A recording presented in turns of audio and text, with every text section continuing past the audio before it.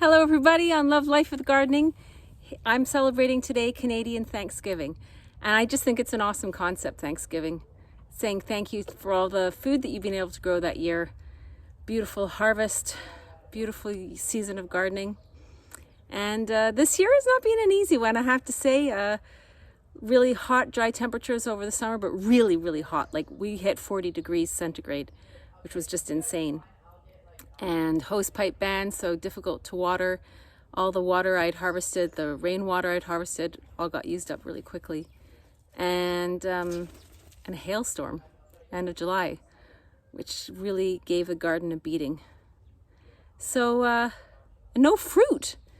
Apple trees, only one apple tree gave fruit, and then it all got pummeled with hail. The plum tree didn't give any plums, hardly any, no cherries. And what's really, really, really weird is that our apple tree, the one that did give fruit, has just started producing blossoms. And my neighbor told me that her pear tree and her apple tree have also given blossoms. And on the news report on the French national radio, there were cherry growers saying that their cherries have gone into blossom. And it's October, and I've never, ever, ever heard of that happening. So things are kind of messed up. But at the same time, we still have so much to be thankful for. So I want to wish you all a happy Thanksgiving.